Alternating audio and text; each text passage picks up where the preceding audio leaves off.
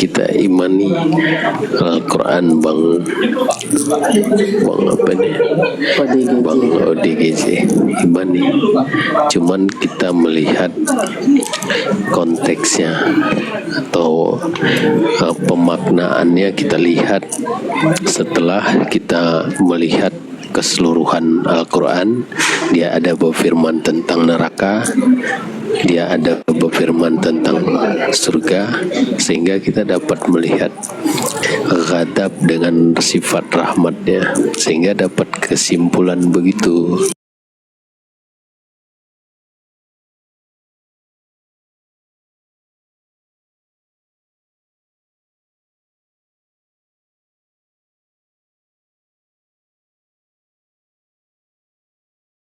Banyaklah ada juga orang yang berpikir begitu.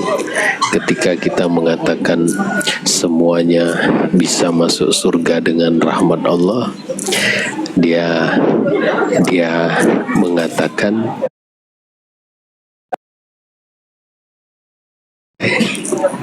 bukan nggak mengimani, malah kita mengisbatkan makna sesungguhnya. Adakah dia benar-benar menerapkan perkataan itu memang sebagai janjinya, ataukah perkataan itu sebagai motivasi? Itu mau dipahami. Setelah kita lihat secara mendalam berdasarkan pengenalan kepada Allah, baru kita dapat tangkap ini motivasi, dan motivasi ini perlu di zaman kebodohan, zaman jahiliyah, di zaman Rasulullah, karena umat di zaman itu tidak berpendidikan, berpelajaran, ibu sendiri dijual beli, kezoliman di mana-mana. Kalau diajarkan mereka, akal mereka nggak biasa menangkap pelajaran, sehingga perlu motivasi gitu.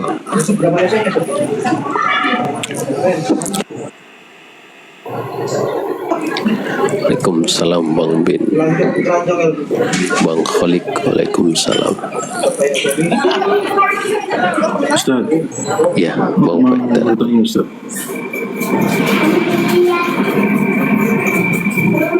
Gimana Bang Faktor? Iya, mau bertanya Ustaz. Ya. Jadi perihal makna hidup itu hanyalah sendal gurau di beberapa ayat yang ada gitu ya Ustaz. Sebenarnya esensinya apa itu Ustaz? Hidup itu permainan, hanyalah sendal gurau.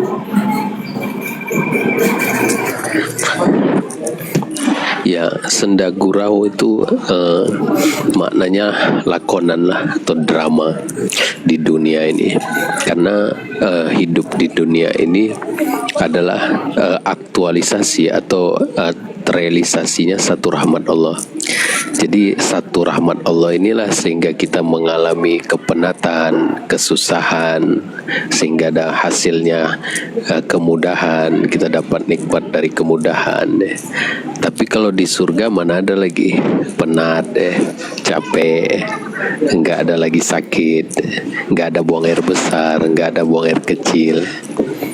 Jadi makna drama itu ya bentuk lakonan, yang mana lakonan ini seperti tadi ada penat, ada sakit, ada buang air besar, buang air kecil, perlu makan, ada kegemuan, ada kekurusan yang membuat orang itu enggak mau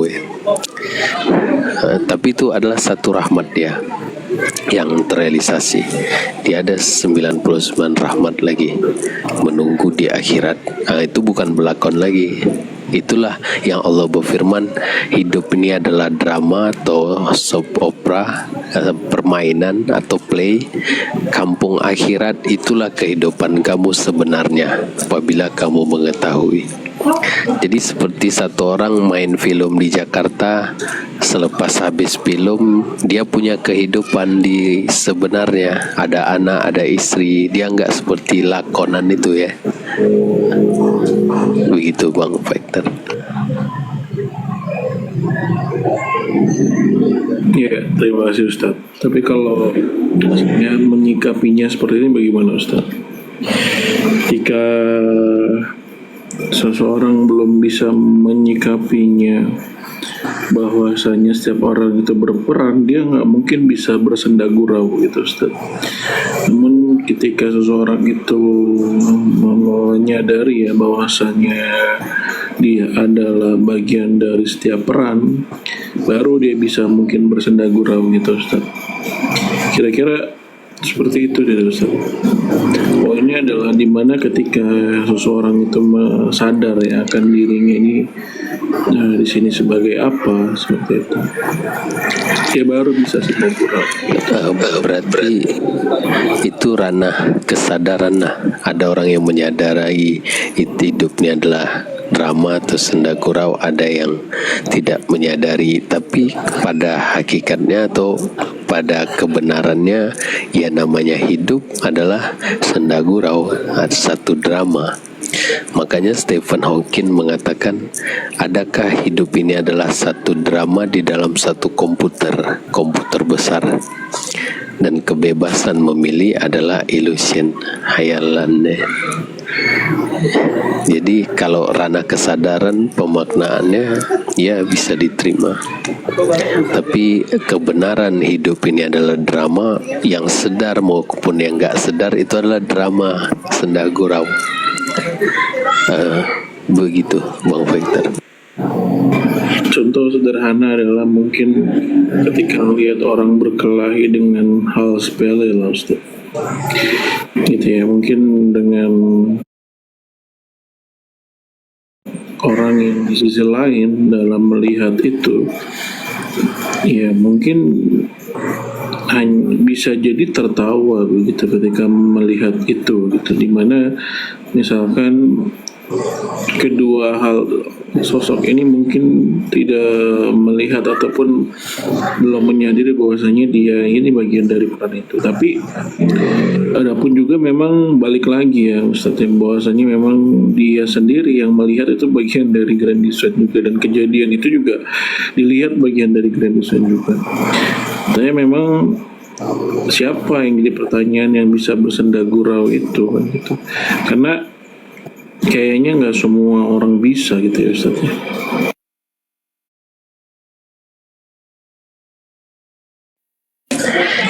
Ini ranahnya kemana Bang Victor? Kalau makna pemaknaan yang kita maksud senda gurau adalah kehidupan dunia ini. Jadi setiap manusia itu adalah disebut berperan atau berlakon mengikut kehendak atau irama ilahiyah.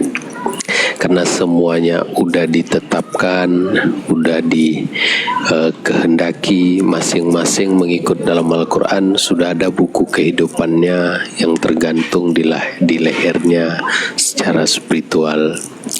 Maka karena semua udah ditakdirkan, udah ada peranannya masing-masing, maka kita sebut hidupnya adalah drama atau senda gurauan, bukan hidup dia yang sebenarnya. Hidup sebenarnya jiwa itu ya di kampung akhirat, dan jiwa itu adalah holistik pada sebenarnya, bersih, suci.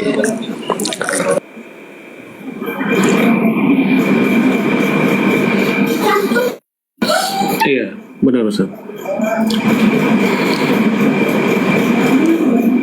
Tapi Bang Victor mungkin punya pemaknaan dari sudut ataupun sisi mana, mungkin saya belum nangkap. Iya, jadi terkadang tuh kalau saya sebagai melihatnya ya, sebagai sutradara misalkan ataupun asisten sutradara gitu, ketika ada orang berperan gitu dia ini berperan yang benar-benar berperan, baik itu di film itu sendiri bahkan terbawa ke sisi luar film itu gitu. Jadi sosok cerita dramanya itu atau kemelekatan dia itu melekat baik di setelah film dan di dalam film gitu. Dia menjiwai begitu. Dan saya sebagai pembuat cerita misalkan gitu ya, ataupun yang sebagai asisten sutradara misalkan, melihat itu tuh bagaikan sebuah gurauan gitu ya, ataupun sebagai senda gurau gitu ya, dalam arti skenario-nya itu ya dia di film aja gitu, tapi kenapa terbawa begitu ya, bahkan penonton juga ikut terbius ya akan aktingnya si artis ini gitu, misal aktor itu gitu ya, itu yang menurut saya gurauan gitu ya. Karena cerita yang dibuat sangat mendalam Iya. sehingga sukar untuk seseorang menerima senda gurauan. Hidup ini adalah satu drama, karena kita sakit, betul-betul sakit kalau patah hati betul-betul tunjuk perasaan. Kalau nggak ada uang, betul-betul nggak ada uang. Jadi karena ceritanya sangat mendalam dan kita bisa rasakan langsung, sehingga sukar seseorang itu menerima kalau hidup ini adalah satu drama. Tapi dalam keadaan tertentu, yaitu apabila dia dari masuk ke dalam kesadaran yang lebih mendalam, di situ dia baru rasa benarlah hidup ini udah ditakdirkan, hidup ini sudah ditetapkan semuanya.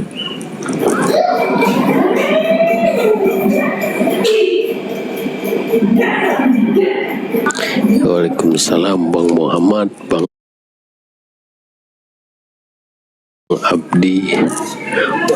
Waalaikumsalam Bang Theo.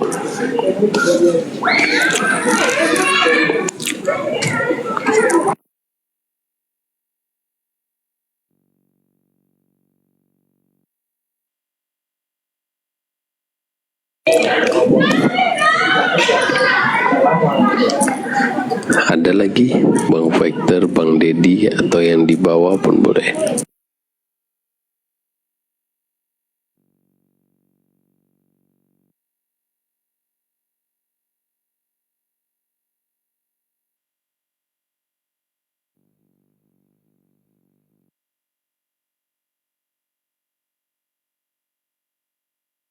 Waalaikumsalam Bang Lekman. Waalaikumsalam Bang Haji ya.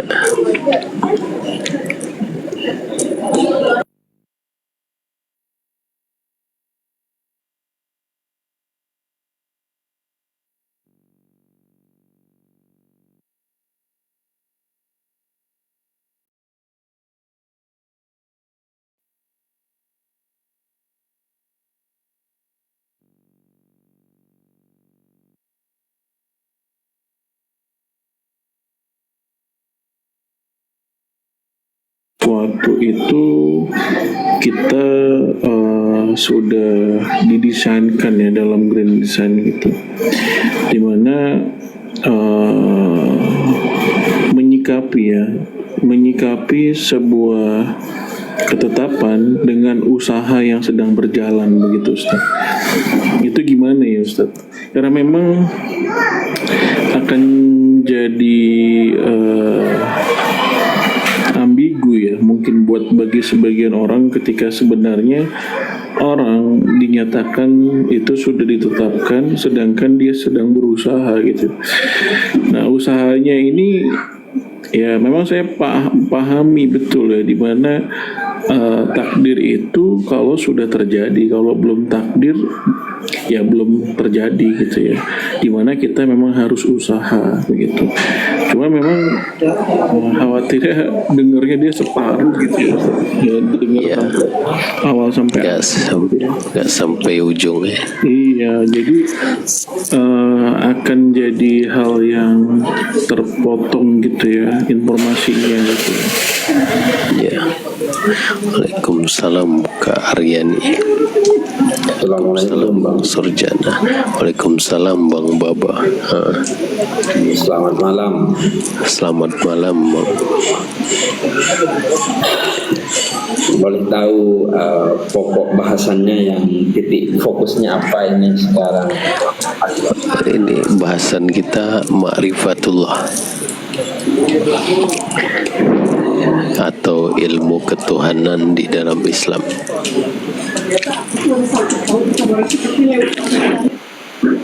Boleh nggak nyentil sedikit tentang sains dan Tuhan? Iya. Bahwa sejatinya di dalam diri kita sudah banyak tanda-tanda keberadaan Tuhan itu sendiri. Di Al-Quran disebutkan bahwa siapa yang tahu akan dirinya maka akan tahu akan Tuhannya. Ternyata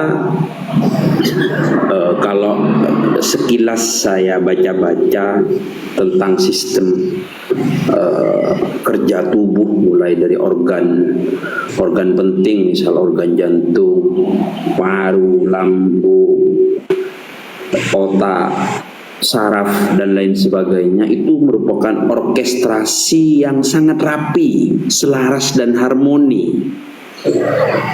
Dan ketika tidak seimbang, maka kerjanya akan mengalami ketidakseimbangan dan mengalami sakit seperti itu.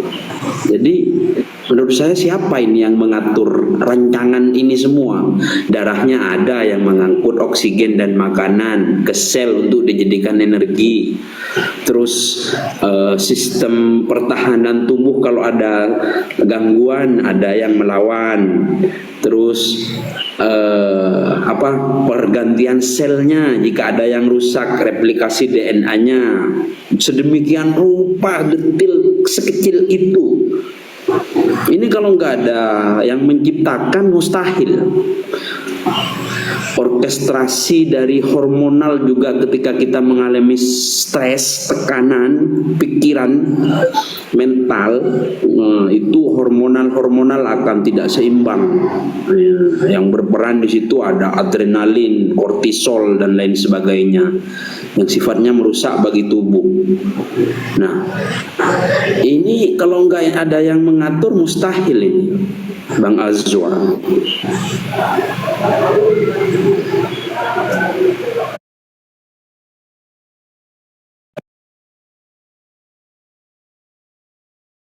Dengan kemakrifatan ini. Ya, itu bahasan dalam makrifat sifat dan makrifat af'al. Kalau yang buat itu semua adalah Tuhan. Kalau kita setuju permulaannya satu keberadaan mengikut dalam Al-Quran wal awalu, dan mengikut Rasulullah hanya dia saja yang ada pada permulaan, maka konsekuensi logisnya satu pembuat. Dia yang membuat matahari, dia yang membuat keteraturan, dia yang membuat langit, bumi. Satu pembuat, gak boleh ada dua. Dia yang membuat jahat, dia yang membuat kebaikan, dia yang membuat setan, buat iblis, buat nabi, membuat malaikat. Satu pembuat, itu disebut tahu. Setelah kita tahu makrifat sifat satu keberadaan, maka mudah untuk memahami satu pembuat, begitu. Iya, mungkin bisa saya tambahkan ya, di era modern sekarang kita tentang pembahasan tentang neuroscience juga akrab ya, dimana di 1400 tahun yang lalu sebelum peradaban modern itu tercipta, sabda itu turun kepada sang baginda Rasul bahwa manusia tidak akan merubah nasibnya kecuali ia mengusahakan sendiri, kan begitu di Al-Quran ya. Itu fakta modern. Neuroscience itu mengatakan bahwa ketika dilatih dalam suatu kemampuan tertentu, itu sel sarafnya akan berkembang fokus di satu bagian itu sendiri. Misal kita pandai berhitung, itu aja yang dilatih, maka bagian otak yang memikirkan tentang berhitung itu akan mengalami keseimbangan sehingga sarafnya menebal seperti itu, dan terjadi harmoni dan selaras seperti itu.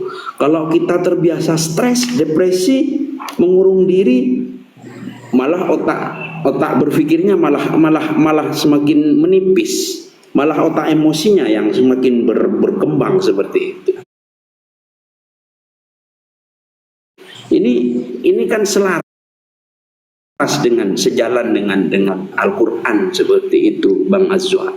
Gak mungkin bohong Tuhan itu kalau begini jadinya, kan begitu? Ya, dalam Al-Quran juga dikatakan di surat Al-An'am 59, surat Yunus 61, Al-Hadid ayat 22, semua sudah dituliskan. Segala sesuatu termasuk kemampuan kita, pikiran kita, semuanya udah dia tulis, udah ada blueprintnya dari awal sampai akhir, tinggal ditekan play. Maka sesuatu itu terjadi mengikut waktu yang udah dikehendaki atau udah ditetapkan. Seseorang itu bisa mengubah dirinya atau orang itu nggak dapat mengubah dirinya. Orang itu menjadi satu orang yang bijak dengan belajar dari pengalaman, dengan belajar di sekolah. Jadi semuanya itu udah ada blueprintnya, sudah ditulis. Allah kehendaki dari awal sampai akhir udah beres. Itu konsekuensi logis kalau dia dikatakan maha mengetahui. Maha mengetahui itu dari awal sampai akhir dia sudah tahu. Dan itu sesuai dalam Al-Quran. Segala sesuatu yang terjadi di langit, di bumi, besar maupun kecil, ya, termasuk sehelai daun jatuh, udah dia ketahui dan termaktub dalam the grand design Tuhan yang kita sebut Lauh Mahfuz. Sebelum dia menayangkannya, dia udah tulis. Nabro'aha, ya, dalam Al-Hadid ayat 22. Termasuk orang yang disesatkan, orang yang diberi petunjuk, itu udah ditulis. Begitu. Tapi saya sapa dulu yang baru naik. Halo Bang Fa. Iya Bang, Assalamualaikum, boleh bertanya Bang? Ya, Waalaikumsalam. Bagaimana cara kita bermakrifat yang benar kepada Allah, sementara di setiap kita sholat itu yang kita bayangkan itu adalah kerja-kerja, sementara bermakrifat yang benar seolah-olah kita dekat dengan Tuhan. Mohon penjelasannya Bang. Ya, dengan belajar ma'rifatullah itu udah ditemukan, ada dalam Islam, tinggal kita pelajari. Dan ma'rifatullah itu termaktub dalam Al-Quran. Mengikut Imam Ghazali, ma'rifatullah ini dua tangga, ma'rifat sifat Allah melalui sifatnya, sifat keberadaannya, itu ada dalam Al-Quran, bisa diuraikan tentang dia yang awal, dia yang akhir, ada penjelasannya. Termasuk dia tentang makrifat af'al, tentang perbuatannya, dia yang menciptakan, dia yang menuliskan, dia yang mengkehendaki, itu kajian makrifat af'al.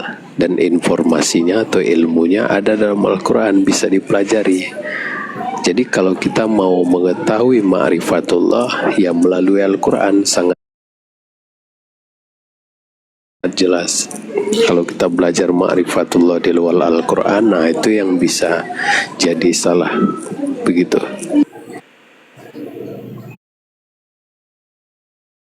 Sedikit lagi Bang. Terus ada di tetanggaku yang mengkaji tentang ma'rifatullah, tapi belajar, salah jumpa guru atau yang mengajarkan dia nggak ma'rifatullah, macam-macam sebabnya. Tanya dia lah, kenapa kamu gila? kamu belajar dengan siapa? Iya, banyak itu bang. Mungkin lebih 1-2 orang lah belajar tentang tasawuf, makrifat, tapi dia agak nyeleweng. Ya, jadi kita tidak uruskan itu untuk kita tahu dia benar-benar untuk kita menilai sesuatu itu benar-benar dia salah atau benar. Ya kita harus ada ilmunya juga lah. Kita harus tahu ma'rifatullah itu apa sehingga nanti kita menilai nggak silap. Oh ini orang ini bukan ma'rifatullah, orang ini ma'rifatullah. Oh ini salah belajar ini. Jadi pentingnya kita tahu dulu ma'rifatullah itu. Kadang-kali dia nggak salah, kita aja yang nggak ngerti, kita bilang dia salah, kan bisa juga begitu. Iya bang. Soalnya saya belum paham, cuma baru belajar ini untuk memahami. Ya. Terima kasih ya bang. Ya, ada yang lain sahabat-sahabat boleh naik ke atas kalau ada yang mau dikongsikan atau ada yang mau dibagikan boleh. Waalaikumsalam Bang Aksa, Bang Cepi, Bang Cecep. Tadi gimana Ustaz? Potong tadi itu. Gimana? Saya tuh Ustaz. Ya. Kehendak bebas ya Bang Faikir ya. Berusaha tadi ya Bang Faikir ya. Ya. Berusaha tadi pun kita lihat nampaknya lah pada makna majazi atau penampakannya seolah-olah kita yang berusaha, kita yang berpikir. Itu penampakan atau pada pandangan sifat kalau dalam kajian ma'rifatullah. Kita lihat manusia itu seolah-olah memilih. Padahal ketika dia mengetahui atau menyadari ada kehendak yang menguasai dia, maka segala pilihan itu adalah pilihan Allah, bukan pilihan dia. Jadi untuk dia menyadari dia nggak ada pilihan, dia mesti melihat kebenaran Allah tadi tentang satu keberadaan, satu kehendak. Baru dia benar-benar paham ya, kalau dia sebenarnya tidak ada pilihan. La haula wala quwata illa billah. Pilihan-pilihan dia, usaha-usaha dia mengikut yang udah dipilihkan, mengikut rentakan kehendak dia. Ya, sampai situ clear Ustaz. Cuman menyikapi perjalanan usahanya itu mengalir saja atau bagaimana Ustaz kira-kira? Karena jujur waktu pas yang saya pernah cerita ke Ustaz gitu ya, kayaknya permasalahannya itu mereka itu menyikapinya orang-orang yang memahami grand design itu adalah dia berpasrah aja, nggak mau berusaha gitu. Dia langsung melihat di endpointnya di mana segala sesuatu itu sudah ditetapkan gitu. Sedangkan saat ini belum menjadi sebuah takdir, di mana saat ini masih berjalan gitu Ustaz. Selalunya terjadi itu seperti Jabariyah, karena dia ingat dia wujud. Bila dia ingat dia wujud, tapi dia mengatakan dia nggak ada kehendak, sehingga dia menetapkan oh kalau begitu pasrah aja lah pada takdir, karena dia ingat dia wujud. Maka berbeda dengan ma'rifatullah. Ma'rifatullah mengatakan nggak ada kehendak karena dia menyadari keberadaan the real existence, keberadaan yang sebenar-benarnya. Jadi bila dia melihat kebenaran yang satu atau kewujudan yang satu, maka dia sadar dia nggak wujud. Maka kalau dia sadar dia nggak wujud, tentu segala sesuatu yang terjadi mengikut kewujudan yang ada. Contoh-contoh ombak dengan air laut. Apabila ombak itu diberi kesadaran dia bisa berpikir, ombak itu bisa ingat dirinya ada ya. Tetapi apabila ombak menyadari hakikat ombak itu adalah air, dia sadar, dia melihat kebenaran air, maka dia sadar dia nggak ada. Sehingga segala gelombang tinggi rendah itu mengikut rentakan kehendaknya air lautan, bukan kehendaknya ombak. Tapi yang jadi masalah ketika ombak mengatakan saya nggak ada kehendak, tapi dia ingat dia ada.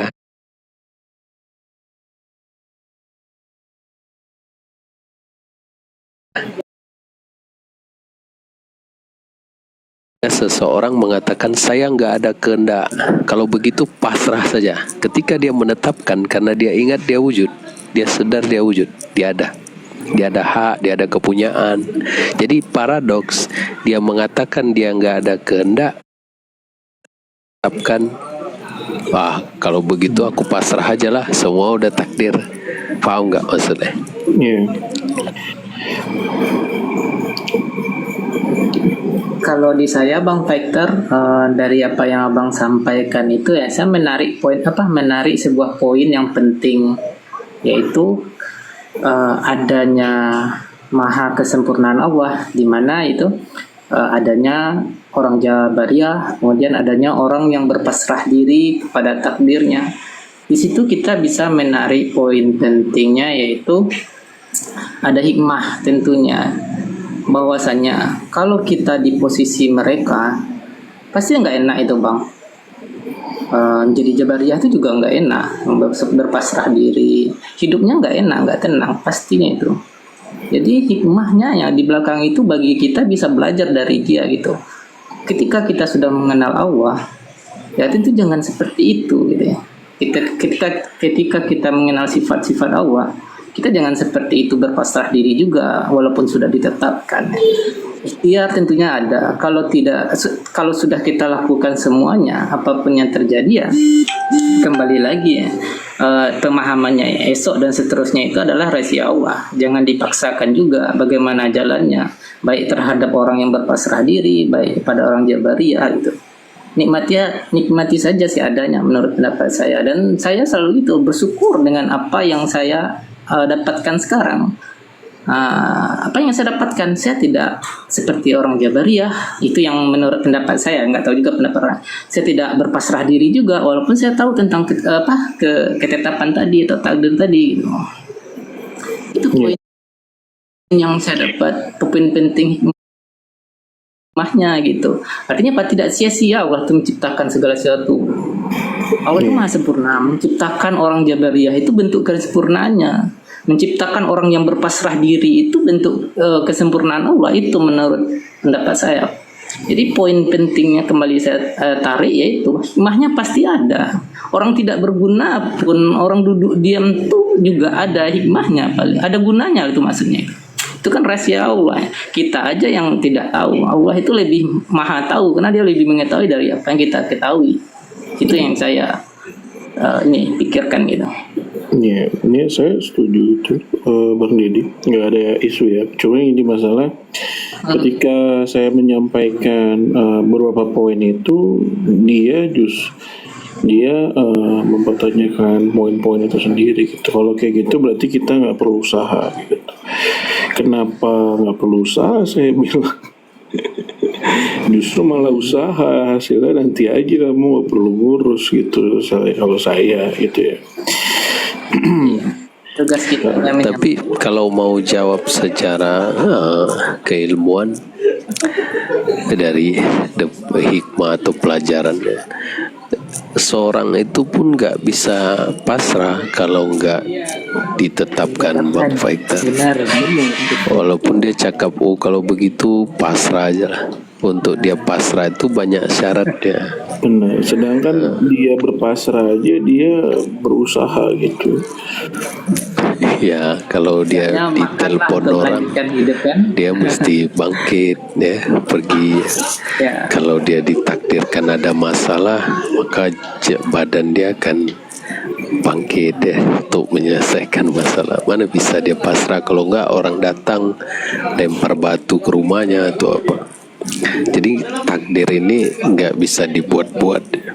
Tapi mengelakkan seseorang menetapkan dan memikirkan seperti Al-Quran, mengikut dalam Al-Quran, celakalah mereka yang menetapkan dan memikirkannya. Kenapa Allah camkan celakalah engkau memikirkan dan menetapkan? Bagaimana engkau memikirkan? Itu yang dia memastikan sesuatu, sedangkan dia nggak wujud pada hakikatnya. Macam mana dia menetapkan sesuatu? Oh, kalau begitu pasrah aja. Mana bisa? Oh, kalau begitu pasti esok saya. Itu kan ciri-ciri orang yang nggak beriman, memastikan sesuatu yang belum terjadi ya. Makanya Rasulullah pernah ditegur dengan mengatakan insya Allah.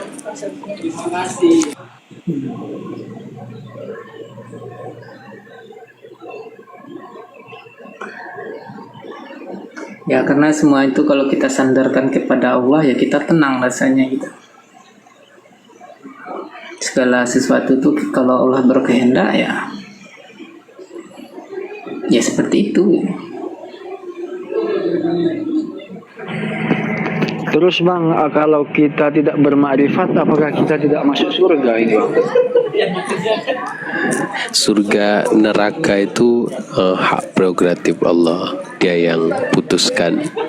Kalau kita mengikut rahmatnya, semuanya masuk surga dengan rahmatnya, bisa masuk surga dengan rahmatnya. Itu janji Allah. Kalau mengikut Rasulullah, dia ada 99 rahmat. Yang satu rahmat dia beri ke dunia, 99 rahmat ada menunggu di akhirat. Sehingga Rasulullah berkata, tidaklah seseorang itu masuk surga dengan lakonannya, bukan karena lakonannya karena dia ma'rifat atau karena dia beramal soleh atau karena dia jahat, bukan karena lakonan dia masuk surga. Dia masuk surga karena rahmat Allah. Allah punya rahmat 99 yang dia berjanji di akhirat. Dengan rahmat itulah seseorang itu masuk dalam surga, bukan karena amalan dia, bukan karena dia ma'rifat atau enggak ma'rifat. Begitu Bang Fazi. Alat terus Bang, ini tujuan bermakrifat ini untuk apa Bang? Maaf Bang, ini saya masih bertahan, nggak paham. Kalau kita mengikut sejarah, asal keimanan itu dari ma'rifatullah. Apabila kita mengenal Allah, maka kokohlah keimanan seseorang dan keyakinan dia. Apabila dia terbentuk keimanan dan keyakinan dan keyakinan ini membawa dia kepada hidup yang bahagia di dunia, yaitu dengan menjadi orang-orang atau insan yang bertakwa. Jadi dari ma'rifatullah, kokohnya keimanan atau terbentuknya keimanan dan keyakinan membawa dia kepada sifat ketakwaan seperti keadilan, dia enggak zolim, lebih kepada kejujuran, lebih kepada kasih sayang, lebih kepada kesabaran dalam menyikapi sesuatu, lebih kepada keridhaan. Itu sifat-sifat ketakwaan dan membawa dia kepada ketakwaan dari sisi ibadah, sehingga dia bisa sholat 5 waktu dengan khusyuk, mau berpuasa ya, hari-hari ya. Itu karena keimanan dan keyakinan pada Allah. Dengan dia beramal takwa tadi dan ada sifat-sifat ketakwaan juga, menjadikan dia satu insan yang bahagia. Kan dengan dia buat baik dia bahagia. Nah, jadi untuk menempuh hidup yang bahagia di dunia, pertama-tama harus bermakrifatullah. Begitu Bang Jeko. Oh, berarti Abang bermakrifat ini harus diwajibkan ya Bang? Wajib, dalam agama wajib. Hal yang pertama dan hal yang wajib bagi setiap insan adalah ma'rifatullah di awal-awal. Makanya dikatakan awaluddin ma'rifatullah. Begitu. Oh. Terima kasih jawabannya Bang. Ya, alhamdulillah.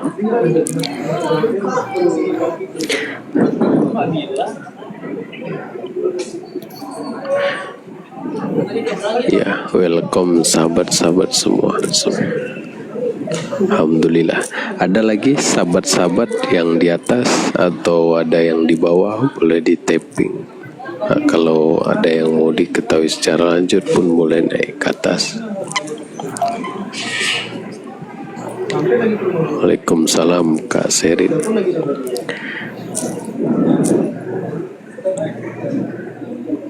Waalaikumsalam Bang Fakir, Bang Adi. Ada lagi? Iya, Ustaz. Jadi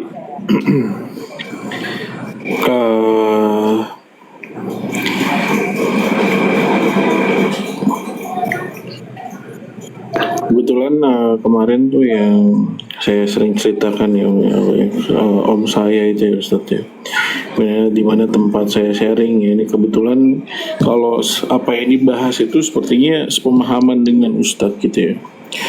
Cuman yang menarik itu ketika bahas tentang ketetapan gitu ya, di malam-malam gitu saya bahas, kemudian besok siangnya dia nggak ada gitu ya, besok siangnya nggak ada. Jadi di pesan terakhir beliau itu yang menarik buat saya adalah kalau mau beragama itu nggak perlu takut-takut, dia bilang, apalagi beragama Islam gitu ya.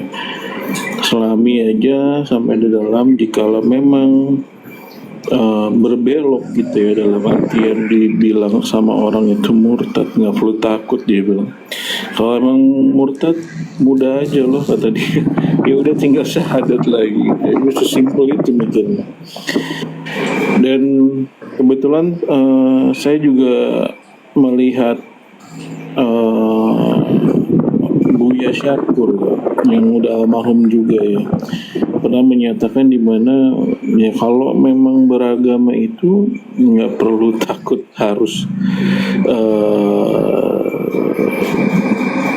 sampai dalam begitu ya. Buat apa kamu beragama tapi takut untuk menyelam begitu ya. Itu pernyataan-pernyataan yang dua hal yang menurut saya sangat menarik ya Ustadz ya, di mana saya ketika berdiskusi dengan teman saya yang saya ceritakan itu, dia langsung melakukan blokade ya. Bahwa kamu ditanya saya gurunya siapa, kalau nggak punya guru kamu berarti sesat. Aduh, Berguru ke setan. padahal saya bingung gitu ya. Al-Quran itu menurut saya walau berbahasa Arab, jika dia memahami terjemahannya, apakah perlu ditafsirkan begitu? Itu kan menurut saya ada ayatnya memang perlu ditafsirkan mendalam, ada juga yang sekiranya tuh enggak gitu ya. Menurut saya seperti itu. Jadi nggak semua ayat-ayat itu diberikan barrier yang sama begitu. Ya, sekarang orang-orang di luar agama Islam itu dengan mudahnya meluk agama Islam dengan baca terjemahan aja gitu. Terus kenapa yang orang Islam sendiri jadi suatu hal yang tabu ketika baca terjemahannya dan memahaminya secara mandiri gitu. Sedangkan bukan berarti yang baca terjemahan ini ingin berperang dengan agama lain, enggak gitu ya. Justru ingin melengkapi dirinya untuk lebih baik dan mengenal dirinya dan Tuhannya gitu ya. Ini yang terkadang tuh saya bikin bingung Ustaz ya, membuat barrier terlalu jauh terkait pemahaman agama, di mana ketika kamu beda, salah, kamu sesat begitu. Ini yang menarik gitu ya Ustaz. Kira-kira gimana tanggapan Ustaz? Iya, saya setuju. Memang agama Islam tuh agama yang senang ya, agama yang mudah. Kalau susah disuruh tutup kedai ya. Saya juga sangat tertarik nih dengan apa yang disampaikan Bang Fakir ini, sehingga timbul nih pertanyaan atau pernyataan ya di kepala saya, karena tentang agama nih ya. Ya. Yaitu apa sih fungsi beragama bagi umat manusia atau bagi kita? Kemudian apa sih fungsi bertuhan bagi manusia? Mungkin enak nih kalau kita bahas ini ya. Kalau dari saya ya, kalau kita fungsi beragama bagi umat manusia ini ketika kita menjadikan agama itu Tuhan ya. Kan di dalam Al-Quran itu begitu banyak ayat, kemudian yang menjadi motivasi buat kita tidak paham tuh. Nah, kalau kita memahami itu hanya bertuhan ke agama tanpa mengenal Tuhannya tadi, ya itu akan membeda-bedakan kita, akan mengkafirkan orang, akan menyalah-nyalahkan orang. Makanya timbul pernyataannya di kepala, siapa sih fungsi kita beragama? Kebetulan Bang Faktor nih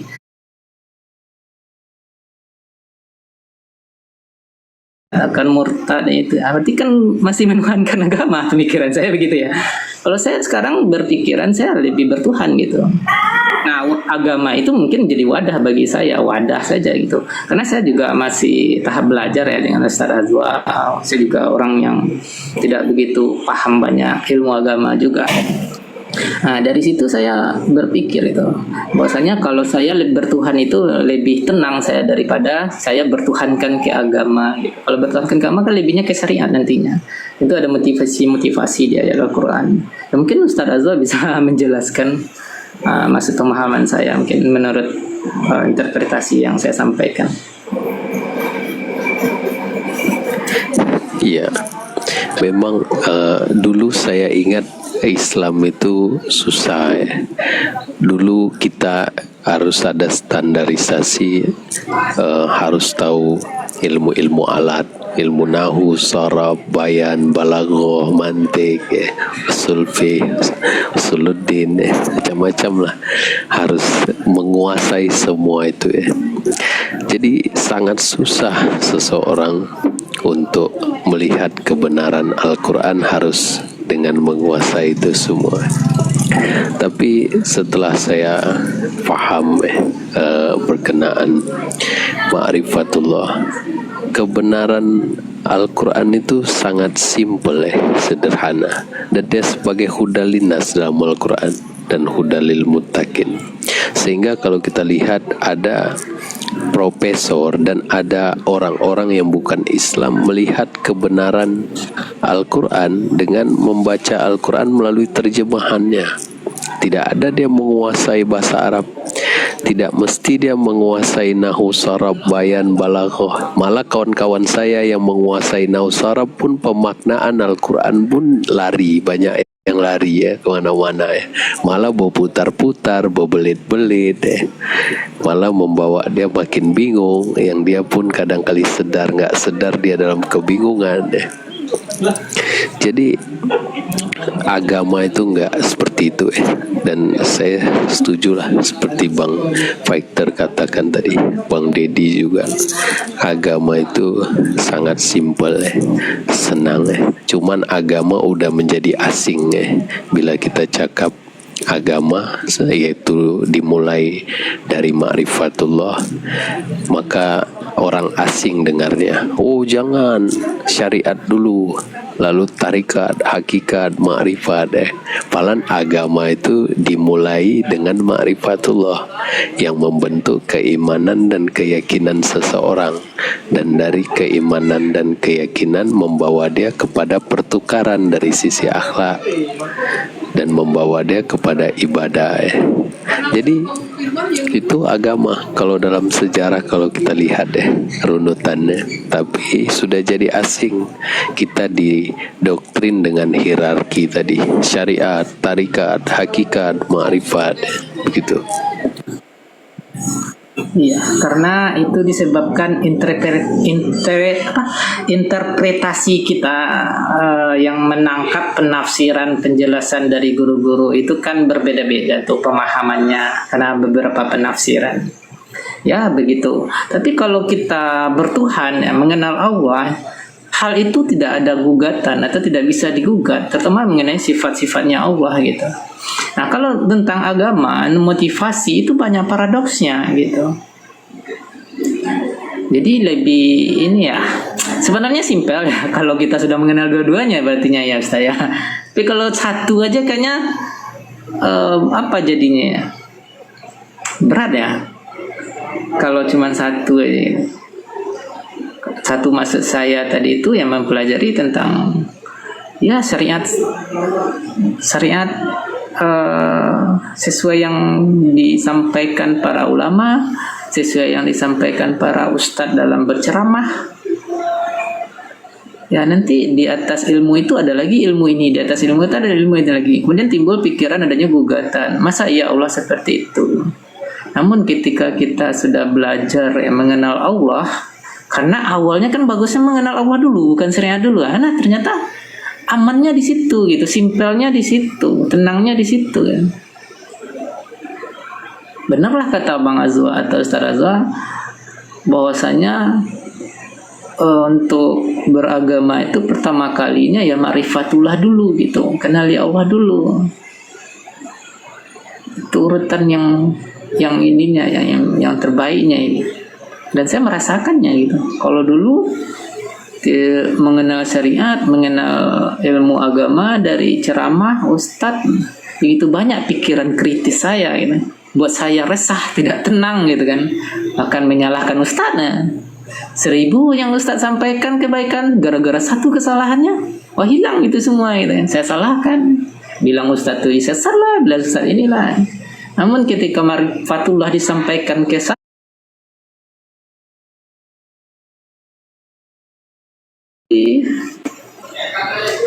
itu membuat saya apa ya, kesadaran diri bahwasanya hasilnya itu ketenangan tanpa menyalahkan siapa-siapa. Itu yang saya rasakan.